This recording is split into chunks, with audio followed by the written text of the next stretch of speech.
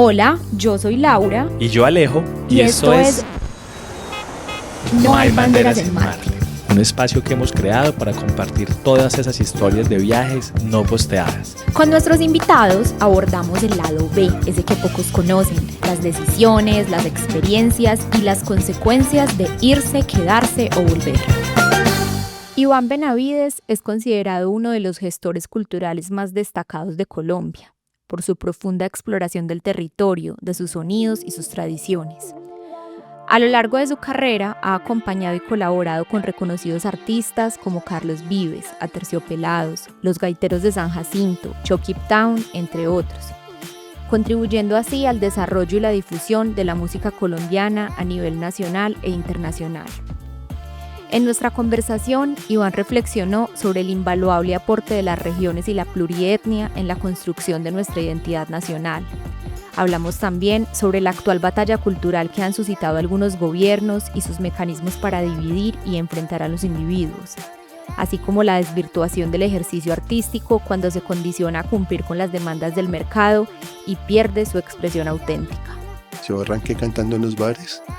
Con Lucía Pulido, Iván y Lucía teníamos un dúo en los años 80. En ese momento uno no estaba pensando porque en los emprendimientos y en el modelo de negocios, que es lo que le he metido a uno ahora. Hemos convertido la idea del arte en una vaina funcional de consumo. Decía Oscar Wilde, quien tiene varias vidas también muere varias muertes. Estoy convencido que los grandes cambios estéticos, sociales y políticos no vienen de los centros, sino vienen de las márgenes. Pero en La Tierra del Olvido, desde el título, hay un subtexto potente, que es el reconocimiento de esas tierras memorables pero olvidadas. Estamos contando mal el mundo, estamos narrando mal el mundo, y las narraciones son importantes. Vemos al número uno, será una muy loca, número uno en el Philadelphia Inquirer, número 1 en el Chicago Tribune, estamos como número 4 en el New York Times, y uno decía, mierda, ¿qué pasó acá? Batalla cultural, donde los esencialismos identitarios están mandando y eso genera violencia. Hola, bienvenidos a un nuevo episodio de No hay banderas en Marte. El día de hoy estamos desde Bogotá, acá en nuestra casa, en esta ciudad del Hotel Chico 97, que siempre nos abre las puertas para hacer estos episodios posibles. Y estamos muy honrados de poder tener acá a una persona que para nosotros es una leyenda cultural de nuestro país, un productor, músico, gestor, Iván Benavides. Muchas gracias por la invitación, feliz de estar acá con ustedes. Un saludo para toda la audiencia alrededor del mundo y a toda la gente de este hermoso continente. Iván, yo te sigo en la pista hace muchos años, te agradezco mucho que estés acá, sé que sos un investigador también que le ha aportado mucho a la cultura y a pensarse este país desde los territorios también. Y nos gustaría mucho que nos contaras un poco como la historia tuya, cómo llegaste a esto, eres bogotano, a la gestión cultural, ¿cómo pasó eso? Yo digo que soy artista con H, que hago hartas cosas. No soy un especialista en nada, soy un generalista, diría. No sé, yo arranqué a estudiar arquitectura, primero ingeniería de sistemas, luego arquitectura, hice los 10 semestres, ya hacía música y la música me ganó, aunque en algún momento que era bien bonito en la historia de la humanidad, la arquitectura, la música y las matemáticas eran una sola disciplina. En la época de la Grecia clásica se consideraban como los saberes de las armonías. Todo tenía que ver con la armonía de la vida y la música, la arquitectura y las matemáticas tenían que ver con la armonía. Y quizá yo sigo pensando mucho en eso, en un momento en que nos han metido unas taxonomías, unas clasificaciones de pensamiento en que tú eres tal, tú eres tal, tú eres tal. Estamos regresando a una manera de ver el mundo de una forma mucho más holística, sin que la palabra, no quiero que suene hippie. De todas maneras, sentía mucha más libertad cantando en un bar con una guitarra con los amigos que en una oficina haciendo planos. Y eso fue lo que me llevó de pronto primero a los bares. Yo arranqué cantando en los bares con Lucía Pulido, Iván y Lucía. Teníamos un dúo en los años 80 hasta el comienzo de los 90, 12 añitos de trabajo muy bonitos. Y arrancamos en los bares. Había una cosa muy, muy hermosa y a la que quiero volver otra vez, y era que en ese momento uno no estaba pensando porque en los emprendimientos y en el modelo de negocios, que es lo que le he metido a uno ahora, porque todo se volvió como que ahora tú eres el dueño de tu destino y tú tienes tu negocio y si fracasas es culpa tuya. Y tal carreta, nosotros simplemente como que cantábamos y había algo muy hermoso y era, más allá de públicos consumidores, se armaban comunidades, que creo que hay que volver al concepto de comunidad.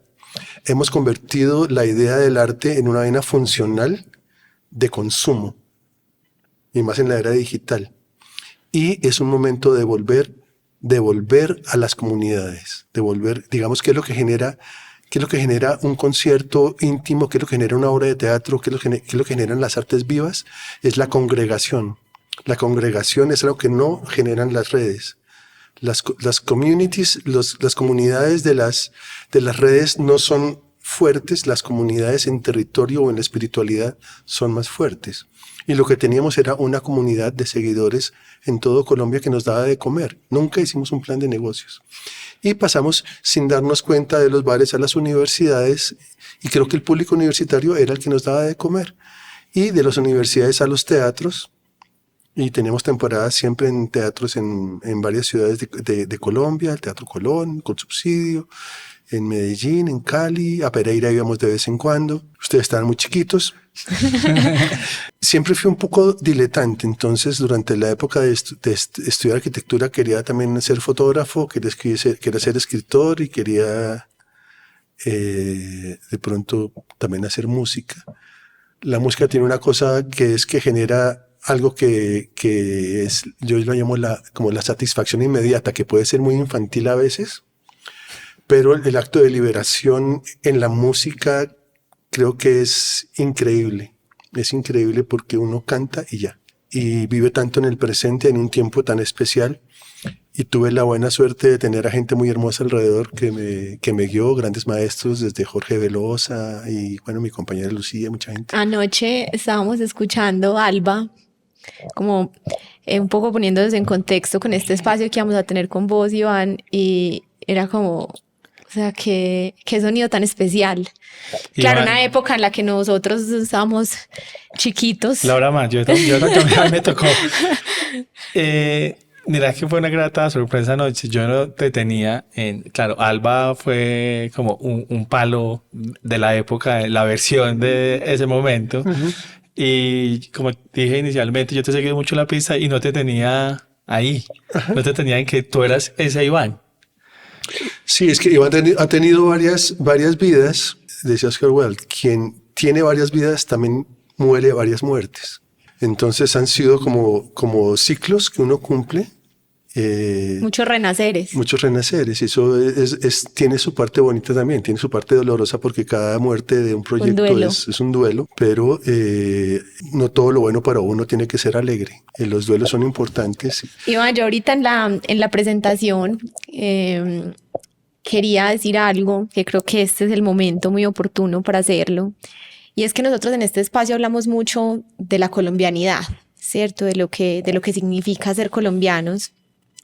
Y quizás no todo el mundo te referencie como Iván Benavides, pero sí sé que has estado en esa configuración de la identidad de nosotros los colombianos, por lo menos de los últimos años, porque has tenido la oportunidad de hacer parte de proyectos que se han ido como quedando en la memoria. La Tierra del Olvido, trabajar con Carlos Vives, con Aterciopelados, con Chucky Town, con los Gaiteros de San Jacinto.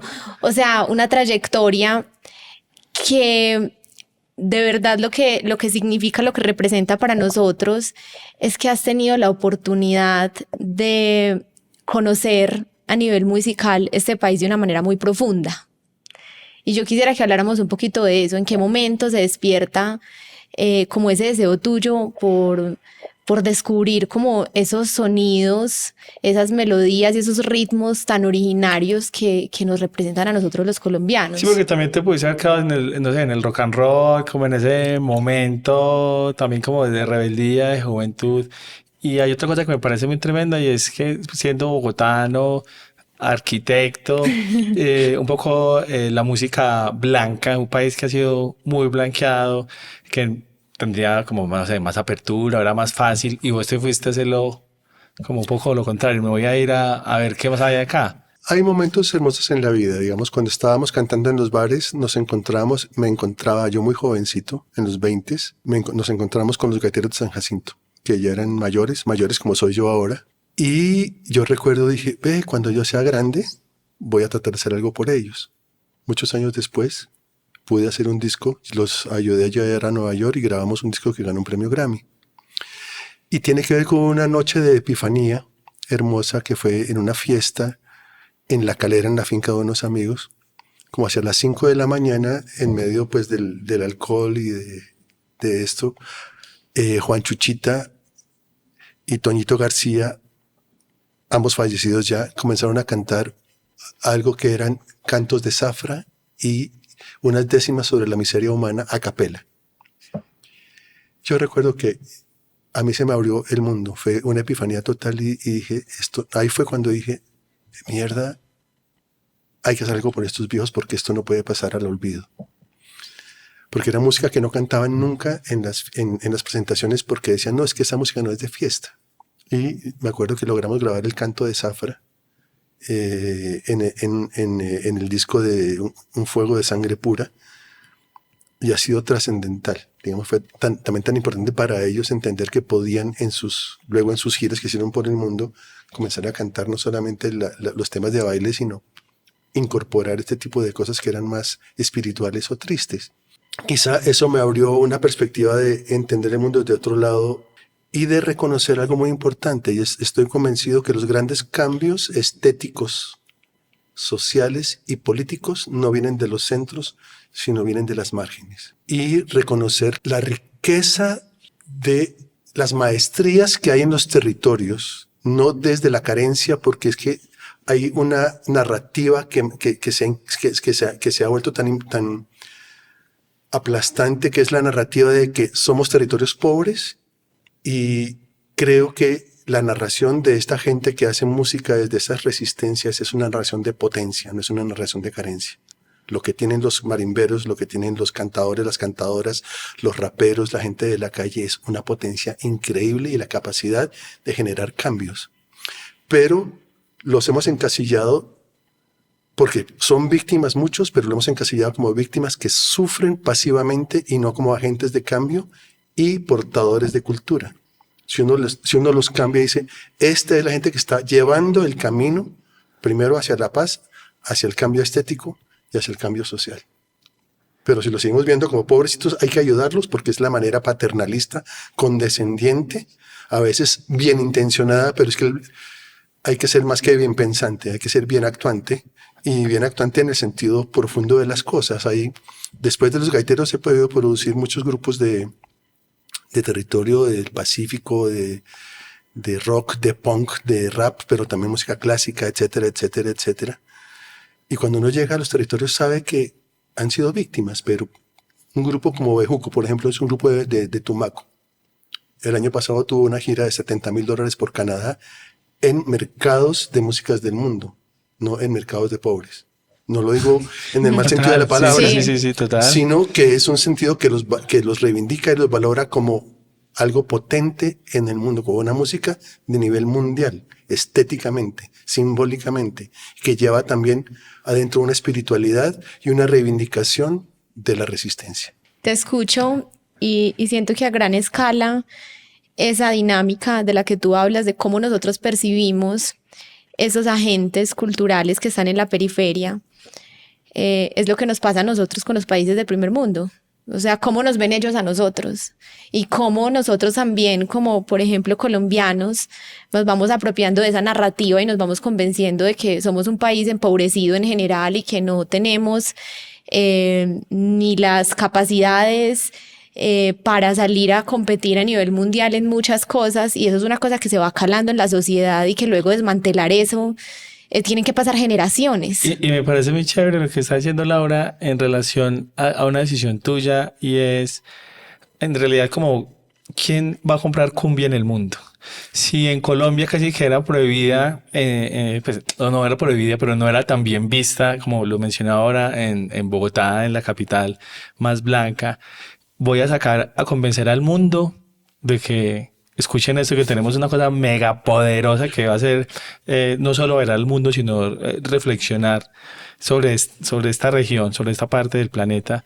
A vos se te ocurrió hace unos años, dices, no, ya hice la Tierra del Olvido, hice parte de este proceso y me voy a ir para Nueva York a tratar también de internacionalizar mostrarles esto. Que obviamente no fuiste el primero, Lucho Bermúdez había girado y eso, pero también un momento donde siento como que había un circuito, una posibilidad de mezclar eso como en el world music, pues como con un poco de sonidos más universales, y tú estuviste ahí en ese momento. Desde los 90 creo que comienza a haber un renacimiento o una nueva manera de estar de plantearse la colombianidad.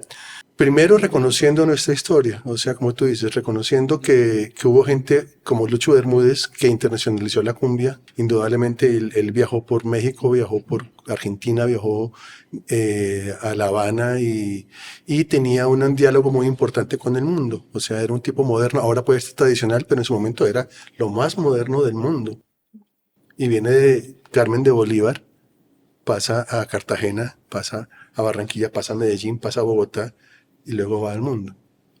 Reconociendo eso, en los 90 pasa algo muy importante. En el año 95 hay dos álbumes fundamentales de la historia que salieron además con muy poquitos meses de diferencia, que fueron El Dorado de Aterciopelados y La Tierra del Olvido de Carlos Vives, que plantean como una nueva forma cosmopolita y cosmopueblita, digo yo, también, las dos cosas de dialogar entre la tradición y la modernidad. Es un año bisagra, pero tiene que ver también con un momento histórico de Colombia muy importante, con varias cosas.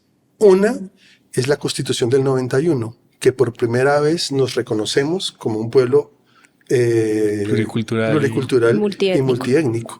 Eso genera, de hecho, hay relaciones entre los momentos históricos y políticos y las estéticas. Genera o permite, digamos, cocinar esto, y las dos cocinas hicieron una cosa muy loca, que eran dos bares cercanas en Bogotá, que eran Barbarie, que tenía Héctor, y Estación Central, que tenía Carlos Vives. Con poquitas cuadras se estaba cuadrando por acá el movimiento rock nacional más importante con Aterciopelados, y por este lado estas conversaciones entre la tradición y lo universal que logramos hacer con La Tierra del Olvido. Pero en La Tierra del Olvido, desde el título, hay un subtexto potente, que es el reconocimiento de esas tierras memorables pero olvidadas. Es una canción de amor, pero estamos hablando del territorio en el subtexto. Y eso es muy potente porque no es un discurso político, sino se habla a nivel de las simbologías y a nivel de algo que está medianamente velado. Y ocurrió en un momento que era el último momento en que podíamos ser policéntricos a nivel de industrias masivas. En ese momento, en los 90, se estaba generando rock desde Argentina, que se internacionalizaba, rock desde México, o estos álbumes fueron grabados en Bogotá, El Dorado y La Tierra del Olvido. Pero después hubo un cambio total con el triunfo de Thatcher y de Reagan, del neoliberalismo. Las industrias culturales tienden a la monopolización, a la estandarización, y comienzan a ser mucho más desequilibradas, de manera que el policentrismo pierde peso y toda la capital cultural de Latinoamérica se va a Miami. Entonces, solamente la posibilidad de lograr masividad en la industria tiene que pasar por el monopolio de Miami. Y no es que en ese momento que no haya música buenísima en Argentina, sino que no hay canales para hacer diálogos sur-sur si no se pasa por Miami. Entonces se cambia de gente tan tremenda como Charly García o Fito Páez a Color Esperanza. ¿Cómo se llama este señor? Diego Torres. Se pasa de semejantes poetas a Diego Torres, que pues canta bonito. Sí, todo bien con Diego, pero... Todo bien con Diego, pero es que es muy diferente. Hay una diferencia entre esta sonoridad tan brutal del rock argentino o del rock mexicano que se hacía desde las ciudades a cuando es intermediada por Miami, al punto de que en este momento ya la música se diseña. No se crea, se vuelve un producto de diseño para el mercado, donde primero está el mercado, pero antes primero estaba la poesía y el mercado de alguna manera había otro tipo de condiciones. Y el cuento es que estos modelos de estandarización y de monopolio, de desequilibrio, corresponden a un modelo de civilización que está en boga y que finalmente va a terminar, o está terminando en lo que estamos viendo ahora. Como que esto no es gratis. Uno decía, ¿por qué había tanta música interesante en los 70s, en el rock o en la salsa? Ajá. Porque había un poquito más de autonomía de parte de los músicos, aún en una industria jodida. Pero es que con el neoliberalismo la vaina se vuelve complicadísima. Si llegan los editores a decir esto no se va a vender, vamos a hacer esto que es lo que se va a vender, y también los productos más efímeros. Lo que tú dices, en este momento hay una vaina que es la obsolescencia programada de los objetos y de los productos artísticos, que es el consumo por el consumo, y hace que un hit tras otro hit, tras otro hit, sin generar memoria. Entonces estamos contando mal el mundo. Un día estaba en una ceremonia de Yona en La Guajira, y cuando veía esa danza tan hermosa sobre la arena levantando el polvo, y yo me quedé pensando, ve, esto dentro de 100 años va a estar vivo. No tiene un solo like en las redes, mientras que la última canción de Maluma tiene 1.500 millones de likes. Pero dentro de 100 años nadie se va a acordar de la canción de Maluma y esto va a estar vivo. Entonces estamos contando mal el mundo. Estamos narrando mal el mundo. Y las narraciones son importantes, porque además estamos pensando siempre desde un tiempo que es, digo que es el tiempo del cronos, que es en los griegos había el cronos y el kairos. El cronos era la concepción del tiempo cuantitativo, el tiempo lineal, pero el kairos era el tiempo cualitativo, el tiempo que yo llamaba como el tiempo de la oportunidad, el tiempo de la celebración o el tiempo de lograr las innovaciones, que no es un tiempo lineal, y es el tiempo de las artes. Entonces, en el kairos está y estamos planificando el mundo desde el cronos siempre. Y en la mitología griega había una cosa muy divina, y es que Cronos se come a sus hijos. ¿Qué es lo que está ocurriendo en este momento? Estamos tan metidos en el cronos, estamos canibalizando. Que el tiempo lineal se está comiendo la espiritualidad. Hay que volver al kairos. Digamos, nosotros en el Centro Nacional de las Artes, donde estaba hasta hace poco, como curador, director artístico, trabajábamos la programación no a partir del cronos, sino a partir del kairos, que eran los tiempos oportunos. Abrimos las puertas un 21 de marzo, solsticio, renacimiento de la tierra, era el Año Nuevo Muisca, el Día Mundial del Agua. Eso es programar con el kairos, no era el viernes a las 5 de la tarde, sino chana. Logramos armar unos encuentros, el encuentro afro en mayo, el encuentro indígena en agosto alrededor del Día Mundial de los Pueblos Originarios, el encuentro de jóvenes por la paz en noviembre alrededor de la firma de la paz. Ahí está el kairos, está la celebración, está la congregación y está la comunidad. Es volver al momento de celebración, de congregación, al momento oportuno, con la oportunidad en el buen sentido de la palabra, no a partir de las matemáticas. Hay algo, Iván, que ahorita que mencionas tu trabajo en el Centro Nacional de las Artes, que te escuché en una entrevista o en algún espacio, que decías que cuando llegaste a ocupar este cargo, pues fue muy sorprendente encontrarte con que nunca el Teatro Colón, que es el teatro más importante de Colombia y creo que uno de los más, si no es el más de Latinoamérica, ese teatro no lo habían pisado ni afros ni comunidades indígenas en un país tan absolutamente diverso como el nuestro. Sí, Teatro Colón se fundó en 1892, en la celebración de los 400 años del descubrimiento de América. El descubrimiento, sí. Que habla de la concepción hispanista que teníamos en ese momento. Pasaron más de 60 años para que la primera artista afrocolombiana lo pisara, fue Delia Zapata. Y mira que eso nos dio el pie para renombrar el Centro Nacional de las Artes, que Centro Nacional de las Artes era una sigla sin espíritu. Delia nos dio el nombre porque ella llegó, fue tan importante, y ahora el Centro Nacional de las Artes se llama Centro Nacional de las Artes Delia Zapata Olivella, que es cómo comunica uno desde la espiritualidad. Después de eso, digamos, lo que hizo Delia fue tan importante con Manuel en esa época, y poco a poco se fue abriendo el espacio. No es que nunca hubiera habido, pero digamos que no encontré archivos de los indígenas en el Teatro Colón. Y cuando hicimos el encuentro del agua y de la tierra, hicimos una obra que se llamaba Danzantes del Viento, con 52 sabedores indígenas de varias comunidades, en el Teatro Colón. Lo lindo de esto es que la obra era como, ¿esto qué? ¿Esto es danza? ¿Esto es música? ¿Esto es palabra? ¿Esto qué es? Porque resulta que para ellos las prácticas culturales no están divididas como las seguimos viviendo nosotros. Y lo hermoso de esto es que lo que ocurre en el escenario no es una puesta en escena de representación, porque ellos no están representando nada, es un ritual. Y el ritual arrancó antes. Los indígenas del Amazonas que participaron estuvieron bailando algo que se llamaba la danza de la Casa Nueva en sus malocas, antes de llegar al Teatro Colón. Y cuando lo bailaron en el Teatro Colón decían, estamos conectando espiritualmente a esta maloca, que es el Teatro Colón, con nuestras malocas. Luego hay una cosa mucho más profunda y no era como, esta es una obra de danza hecha, no, y era hecha por gente que no es profesional, pero tiene una maestría. Reconocer esas maestrías es parte de lo que hemos intentado sembrar en el DELIA, en el Centro Nacional de las Artes. Por eso los mecanismos arrancan no a partir de esto, y era como, estas son gente que está al margen y olvidada, le damos relevancia, sin olvidar el diálogo con el mundo, porque trajimos, por ejemplo, a Patti Smith, sí. que es como decir, hay que traer lo mejor del mundo, voces irrepetibles, maestrías del territorio, voces irrepetibles del mundo. Y un poco esa es la narración de la que partimos. Entonces partimos de una narración y no de llenar un cuadro de actividades. Voy a hacer hincapié en eso. Cuando te fuiste para Nueva York, fue en los 90s. En el 90, sí.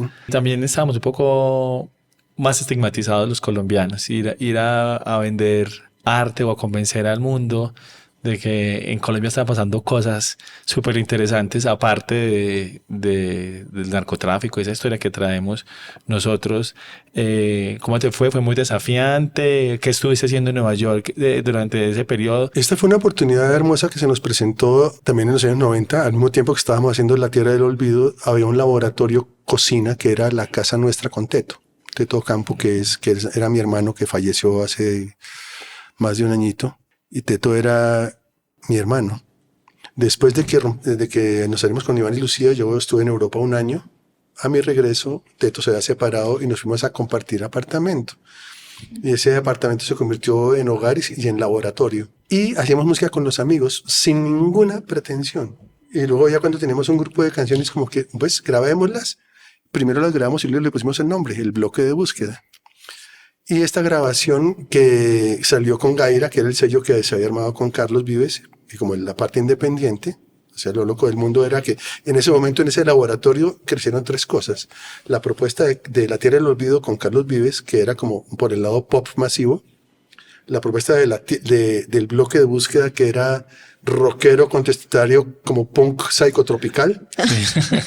Y la parte electrónica con Sidestepper. Nacieron del mismo colectivo.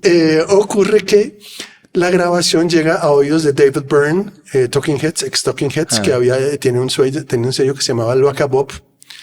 Y Loaca Bop había sacado un disco que se llamaba Dancing with the Enemy, una antología de música cubana. Y fue el primero que logró introducir esa música a un nivel, digamos, si no masivo como mainstream, sino a un nivel alternativo en el mercado de Estados Unidos, y a partir de eso armó su disquera, donde contrató gente como Tom C., armó una antología de tropicalismo brasilero, firmó a Susana Vaca y nos firmó a nosotros. Eso nos permitió hacer una primera gira gigantesca. Hicimos como 150 y pico de funciones en el año 98 por Estados Unidos y por Europa y luego por el mundo.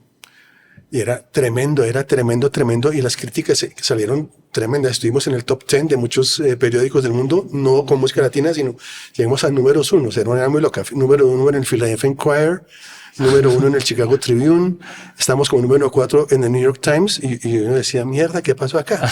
Hubo un reconocimiento bonito, pero creo que nuestra alma era demasiado alternativa para estar en la industria, y uno después de 150 conciertos está mamado y dice, a mí me gusta es la música y no hacer entrevistas. Tocaba hacer más que entrevistas, promoción, porque una entrevista a profundidad es rico porque uno conversa, pero ir todos los días a responder lo mismo en 15 minutos, invitando al show, no nos sentíamos bien. Y el grupo no funcionaba dentro de la industria, por eso se acabó tan rápido. Pero digamos que este reconocimiento que hubo en este momento en Nueva York ayudó a abrir puertas de alguna manera. Y me quedé un tiempo allá en Nueva York como migrante, porque Nueva York tiene una cosa muy, muy especial, lo tenía, que cada vez Estados Unidos la está perdiendo porque está perdiendo la hospitalidad. Nueva York, más que una ciudad, yo digo que es como una metáfora del mundo. En Nueva York se hablan más de 90 idiomas y cerca del 50% de la población es bilingüe, o el 35%, algo así, no me acuerdo bien las cosas. Y es cualquier cosa menos una ciudad blanca. Creo que solamente la tercera parte de la población es blanca, y hay una población afro gigantesca, una población latina gigantesca, una población asiática gigantesca y una población que recibía o ha recibido históricamente grandes migraciones. Por eso es una ciudad cosmopolita por excelencia y un laboratorio de la humanidad. En algún momento tuve una banda allá que se llamaba Postdata, que no duró mucho. Éramos 10 músicos de 8 nacionalidades. Hasta gringos había, decía yo. Entonces, el baterista japonés, costarricenses, brasileños, checoslovacos, colombianos y gringos. Entonces era una polinización increíble, pero tenía que ver con esta idea de hospitalidad que es tan importante en un momento en que estamos perdiendo la hospitalidad.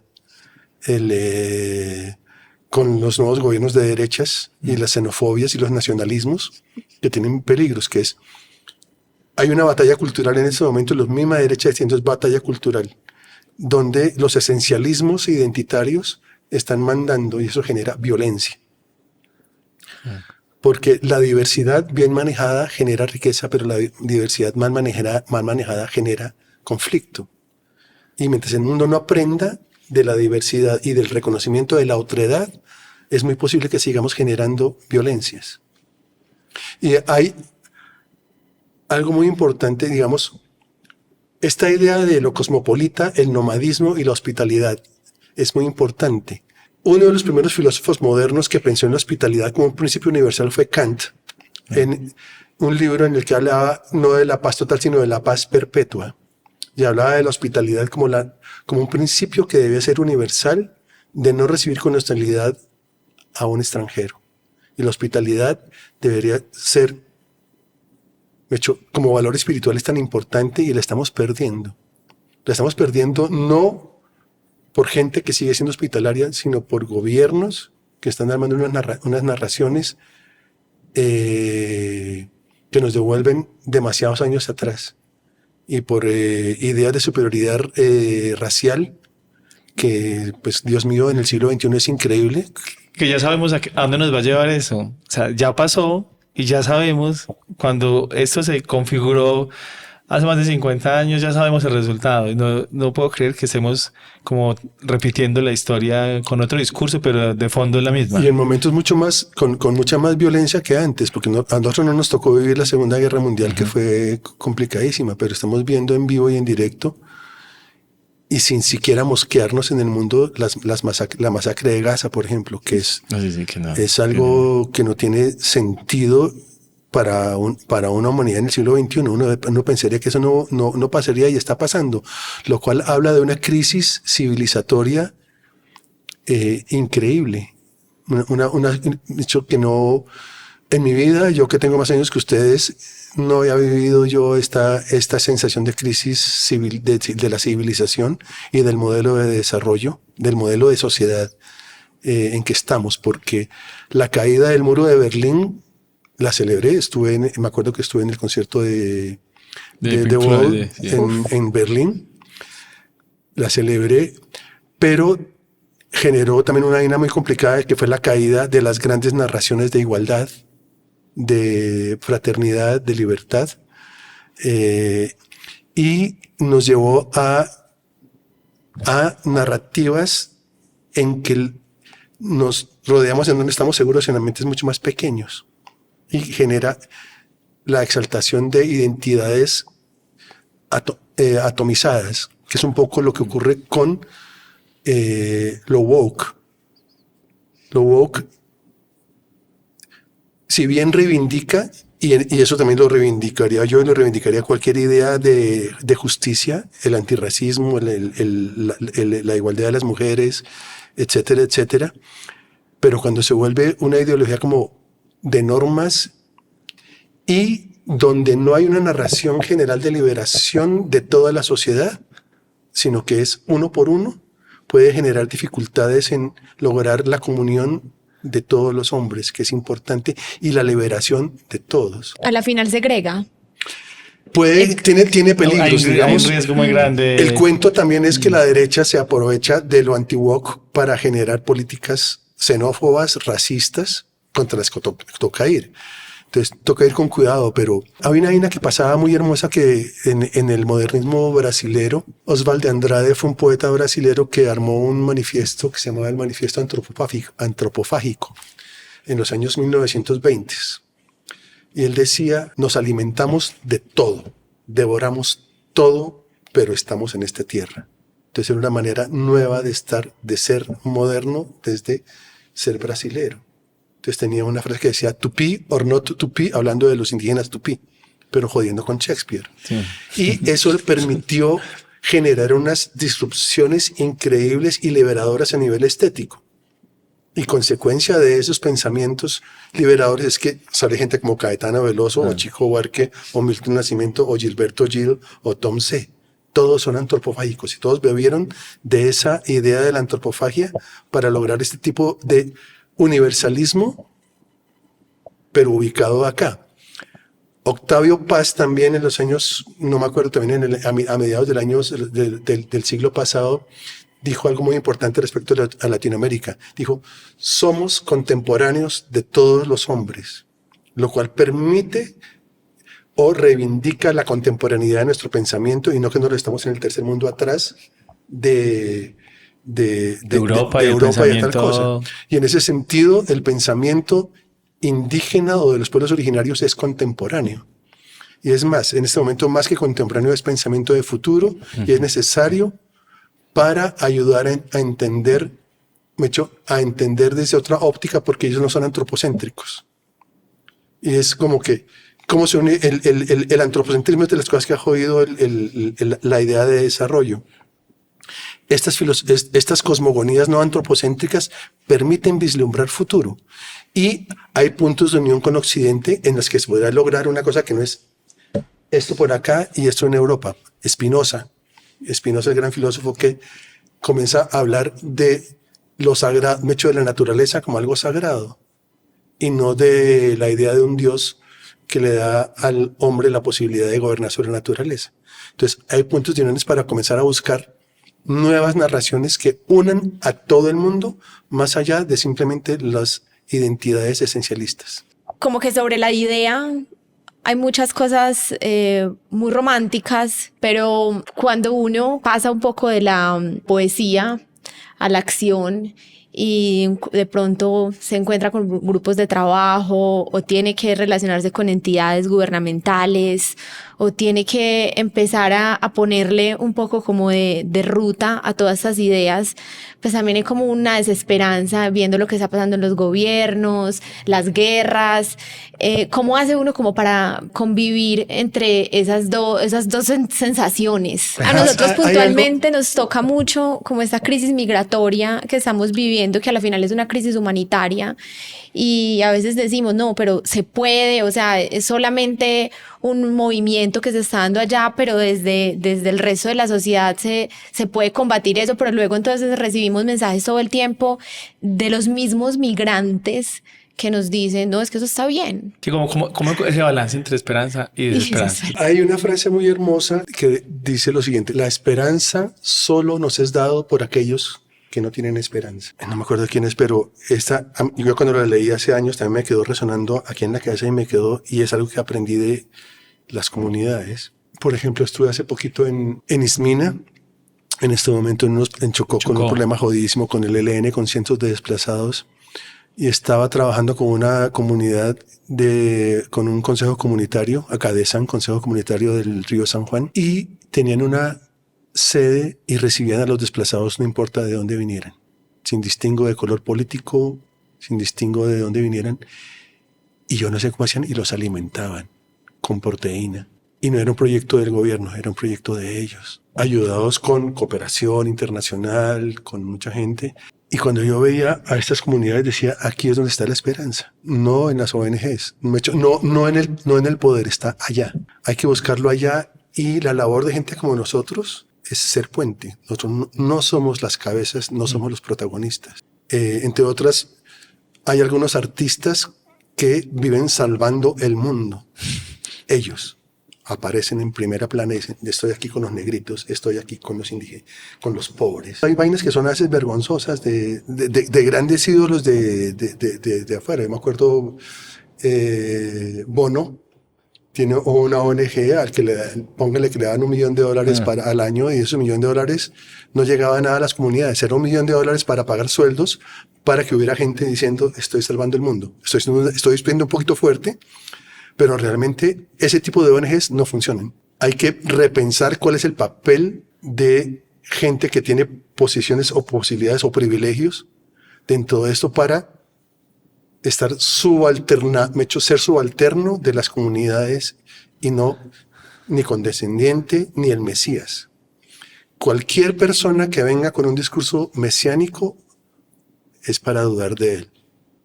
Y hemos puesto demasiada confianza en los mesianismos de los políticos. Por eso es que los políticos mesiánicos están tan en boga en el mundo, de derecha o de izquierda. Y en momentos he tenido, sí, uno tiene grandes momentos de desesperanza, pero es que los momentos de desesperanza son tan importantes para poder subir. Hay que sentirlos también, tener el luto, tener el dolor. La esperanza es diferente al optimismo. El optimismo sí es medio bobo.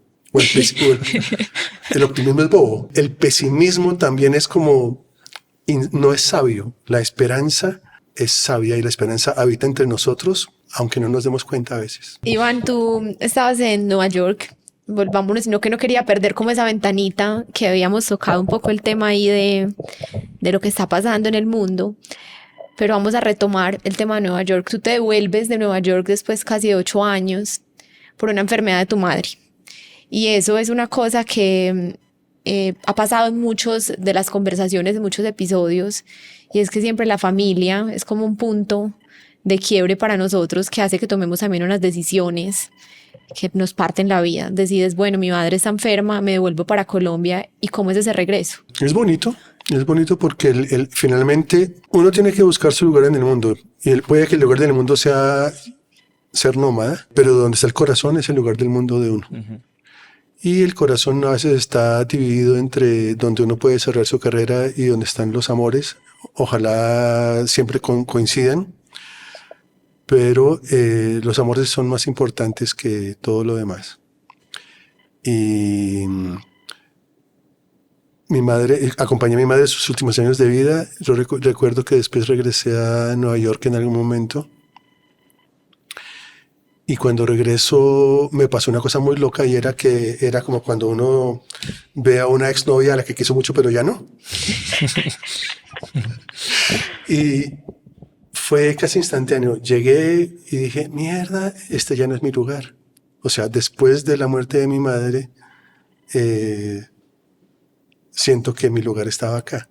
Y había algo que pasó muy loco, y es mi mamá científica, papá científico también, familia súper racional y tal, pero mi mamá en sus últimos años de vida le dio por volverse bruja y adivinadora, y entonces leía el I Ching, leía el tarot, echaba las runas, y estaba completamente loca, divino. Entonces es cuando uno dice un amor incondicional, es cuando uno quiere a alguien con todo. Pero teníamos un ritual que era como, cuando nos veíamos, a ella le encantaba leerme el I Ching. La última lectura del I Ching que ella tuvo antes de morir fue una lectura donde había un hexagrama. Estos son unos hexagramas en donde había, 4 líneas seguidas, una rota y otra arriba seguida. Y lo que decía el I Ching, traduciéndolo después, es: tu lugar en el mundo es ser un puente entre la gente y el poder. Eso decía el I Ching, y yo dije, ¿verdad? Tan loco que a un tipo que es medio escéptico como yo, con una mamá que no era profesional en adivinación, pero le gustaba jugar a eso, y de pronto el azar, o yo no sé qué, le manda a uno un mensaje bonito a través de alguien hermoso como mi madre antes de morir. Y a ser puente me he dedicado. Me gustaría que me contaras un poquito como la llegada a esa Colombia, volverte a enrutar después de tantos años, como laboralmente, casi que no fue pues una decisión premeditada, me voy para Colombia porque ya me quiero en ese momento, sino que fue motivado por el tema de tu mamá. ¿Cómo fue volver? No, las conexiones digamos que no se han perdido del todo porque yo venía, pues siempre venía por lo menos 1 o 2 veces al año y comienzan a haber como oportunidades, algunas fallidas, intenté armar un sello disquero independiente, los inversores dijeron que en Colombia no se podía invertir, eso fue muy loco porque habíamos buscado una mesa de $1 millón para hacer una disquera independiente con unos empresarios que me creyeron y dijeron, pero primero vamos a hacer el estudio. Yo, listo. Contrataron a unos especialistas ingleses que vinieron acá, hicieron el estudio y dijeron, no inviertan ahí porque eso no es negocio, eso de hacer disqueras independientes no da plata. Se me cayó el sueño, pero el mismo día que recibí esa noticia, en el 2007, llega la noticia del premio Grammy de los Gaiteros de San Jacinto. Entonces el mundo me estaba dando 2 mensajes contradictorios al mismo tiempo. Esto no es negocio, pero sí vale la pena. Entonces cambié la cabeza de ser un productor de industria a tratar de buscar un camino por otro lado. Y la vida, no sé, uno quiere que el mundo no funcione otra vez como un reloj del Cronos, sino funciona como un río donde uno no tiene el control. No hay que tener el control, hay que hacer que las cosas fluyan, que es otra vez el Kairos. La vida me fue llevando, no es que haya armado un plan de vida y un modelo de negocios, no. La vida me fue llevando y he podido desde entonces poder hacer todo este montón de producciones que hemos hecho, de Chucky Town a la Orquesta Filarmónica de Bogotá, a Odio a Botero, un grupo de punk, a los grupos del Pacífico, a un montón de grupos de folclore. En este momento estoy produciendo a un grupo que se llama De Mar y Río, ganador del último festival de Petronio Álvarez. Voy a producir a un grupo que se llama Enquelé en las próximas semanas. Hay varias propuestas para armar unos proyectos interesantísimos con comunidad. Pude desarrollar los proyectos trabajé con la Comisión de la Verdad y armamos una obra de teatro que se llamaba Develaciones, muy hermosa, con una metodología. Trabajamos con 2 amigos, Bernardo Rey y Nube Sandoval de Zenit Teatro, y trabajamos algo que no era con actores profesionales, era con gente de las comunidades otra vez, y la obra es tremenda, es tremendamente hermosa. Me han invitado ahorita a dictar unas conferencias sobre eso en varias partes. Y era como, entender de otra manera este mundo y qué viene a ser uno acá. Yo no lo tengo claro, pero es como que el camino en el que estoy es un camino que tiene alma. Lo más difícil de llegar fue acomodarse a una vaina, y es que aquí las cosas, aquí hay mucha carreta, o sea, hay muchas promesas que se hacen de todas partes, sobre todo desde el poder, para salvar el mundo. Y hay algo que no funciona a veces en esta sociedad. Estamos en modelos todavía demasiado permeados por poderes, por todo tipo de poder que no ha permitido terminar de construir una nación. Y somos una nación difícil de construir por nuestra diversidad, otra vez. Pero en el reconocimiento de esa otredad o de esa diversidad está la posibilidad de construcción realmente, de terminar de construir, porque es un país roto. Entonces un poco lo que yo digo, yo hablo de algo que yo llamo como la imaginación solidaria, y es cómo recogemos esos fragmentos de este país roto para volverlo poesía o rito y tratar de sanar el territorio.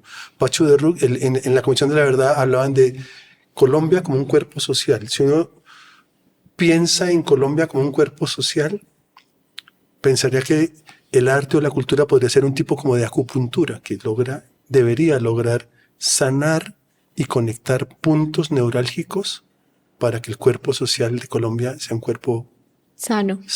Iván, ya como para ir cerrando esa conversación tan hermosa, a mí me gustaría que nos regales como una descripción de Colombia. ¿Qué es Colombia para ti? Vos le has dado la vuelta al mundo, le diste la vuelta al mundo con grupos, la rompiste, como se dice en el mundo de la música, has hecho cosas brutales como en temas artísticos que a veces es como muy soñado, ¿cierto? Como que la gente dice, uff, los artistas están girando, me voy de gira, me hice 150 fechas por el mundo, pues no, este man. Y pudiste tomar la decisión de marcar en Inglaterra. En la Meca, produciendo con estos manes, tengo estos contactos, hablo con la gente de los sellos supertesos del mundo y Macar acá haciendo música, pero decides volver a este país roto, con las complejidades, con las burocracias, con todo lo que tiene ese país tan diverso. Lo bueno normal lo dice, no, voy a quedar acá. Nos han metido un modelo de éxito basado en el neoliberalismo, que tiene que ver con la fama, el poder y el dinero. Ese modelo de éxito es terrible y es frustrante además para mucha gente. Yo ante la tríada de poder, dinero y fama pongo otra tríada que es la autonomía, la maestría y el propósito. Si tú tienes esas tres cosas, tienes una manera de estar plena en el mundo. Pero si tu propósito en la vida es lograr dinero y fama, marica, pues ok, a alguna gente le puede funcionar, pero digamos que en el caso personal sí creo mucho en esto. La autonomía es fundamental. Y la autonomía implica también autonomía económica. No es la autonomía de que yo hago lo que me da la gana, porque entre otras no es, Goethe decía, la bendición de la vida no es hacer lo que a uno le gusta, sino que a uno le gusta lo que haga. Es diferente. Ajá. Cambia. Y me gusta darle la vuelta a muchas cosas. Cuando uno habla de memoria, por ejemplo, la memoria no es el pasado. La memoria es lo que queda en el futuro. Sí. Y respecto a Colombia, lejos de ser patriota, digamos que el patriotismo es un valor que no me gusta. Ahí sí, como decía Borges, que en el cuento este de Ulrica que le dice, le pregunta a Ulrica, que es una bogotana que aparece en un viaje de Borges, y le pregunta a Ulrica, ¿y qué es ser colombiano? Y Ulrica le dice, un acto de fe. Y ser bogotano. Siento que Colombia, muchas veces para muchos colombianos, genera muchos dolores como genera Bogotá también para muchos bogotanos. Entonces quería hacer como también esa analogía. Tú eres un investigador, un explorador de este país, pero también eres un bogotano. Y Bogotá despierta muchos sentimientos encontrados también en este país. Sí, digamos que Bogotá necesita todavía encontrar sus narraciones épicas, que sí las tiene La Habana, o las tiene Ciudad de México, o las tiene el Perú, o las tiene Bahía. Hay algunos intentos, yo diría Antonio Caballero en Sin Remedio, pero todavía no tenemos una mitología bogotana que es difícil de construir porque Bogotá es como las Colombias. Es bien interesante por eso y tiene un potencial interesantísimo y algo se ha ido construyendo. Ahí vamos.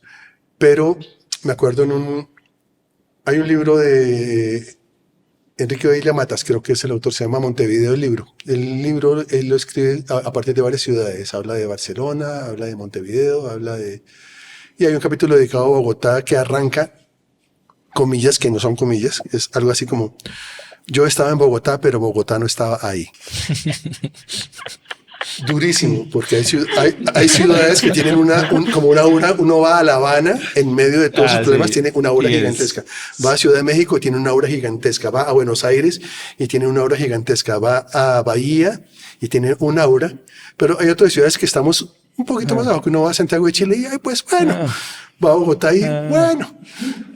No están tampoco, no son así, no están al borde de la muerte, como dicen por ahí, pero creo que tenemos que aprender también a construir la potencialidad de las narraciones de Bogotá, la mitología bogotana. Estamos en eso.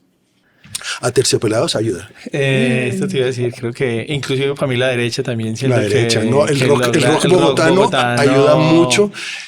Ayuda mucho, algo de la literatura, algo del teatro. Aquí, digamos, hay cosas pasando, hay que consolidarlas, porque Bogotá puede ser el corazón, de hecho, hay que convertirlo en un corazón importante para Colombia si aprendemos a dejar de ser centralistas y un lugar de diálogo importante con el mundo. Iván, compártenos un poquito de esa Colombia profunda que tú has Recorrido. recorrido y explorado. Claro, este país está muy contado desde Bogotá, Medellín, Cali. Hay un incentivo de esta pregunta y es que los colombianos conocemos muy poquito Colombia. Y es una cosa que hemos descubierto a lo largo de este ejercicio y es que muchas veces odiamos o amamos algo que no conocemos. De las narraciones más importantes para entender este país, una Humboldt, la expedición de Humboldt, que cambia no solamente el conocimiento de nuestro territorio, sino cambia el sentido del mundo respecto a la naturaleza. O sea, en algún momento la narración de nuestro territorio cambió el mundo con Humboldt. Y es los viajes por Latinoamérica y los viajes en Colombia generan cambios de imaginario a nivel mundial.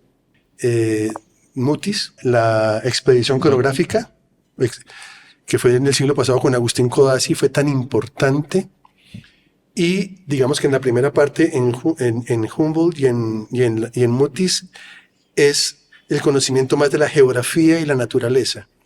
En la expedición coreográfica aparece por primera vez representado gráficamente o a nivel de ilustración el ser humano.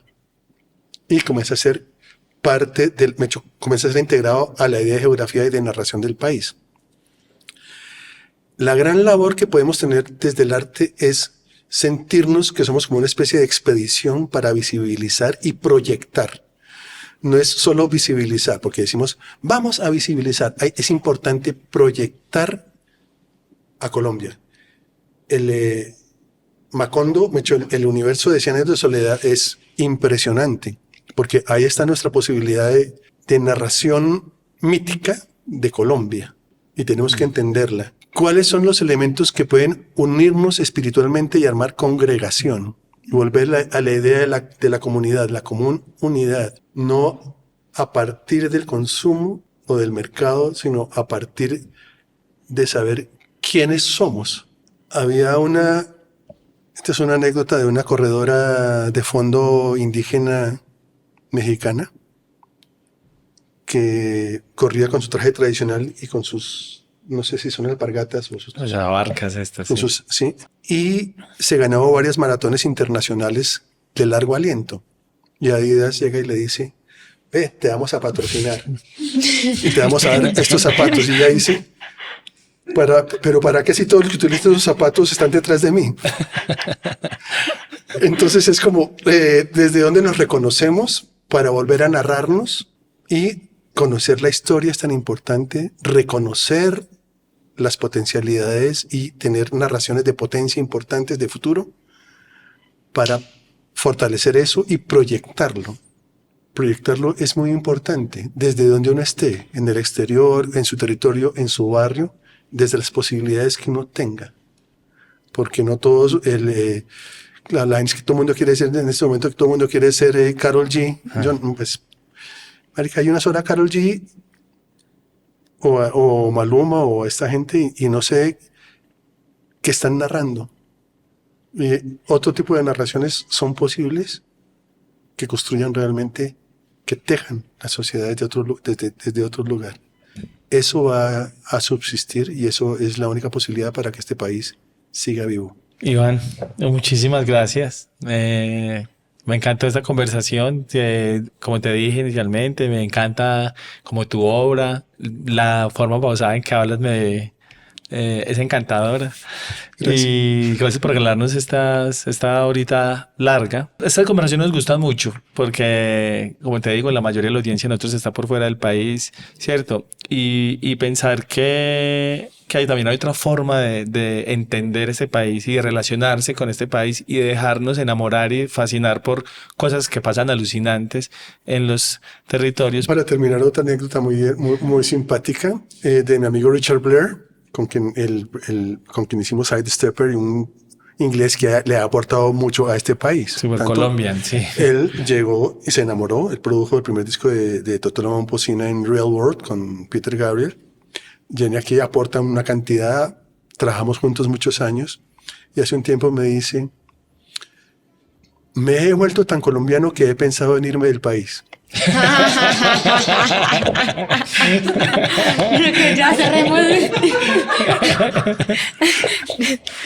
Sin embargo, se quedó porque tiene amor. Iván, gracias, qué placer escucharte. A ustedes, gracias y un saludo a toda la audiencia. Que pues sí, aquí en lo que pueda, pues acompañándolos desde este pequeño lugar del mundo. Creo que nos acompañas y nos seguirás acompañando con todo lo que has hecho, porque Sí, la obra está esa ahí obra puesta. queda La obra está ahí, va a seguirla en escuchando. la memoria. Gracias. Gracias a todos ustedes por vernos, por escucharnos. Esperamos que hayan disfrutado tanto esta conversación como nosotros y que se hayan conectado con esa narración tan poética que nos regaló Iván en este espacio. Ya saben que cada 8 días venimos con una nueva historia, un nuevo invitado o invitada, y nos pueden encontrar en todas las redes sociales como @nohaybanderas en Marte. Nos vemos en 8 días. Gracias, chao. Chao, chao.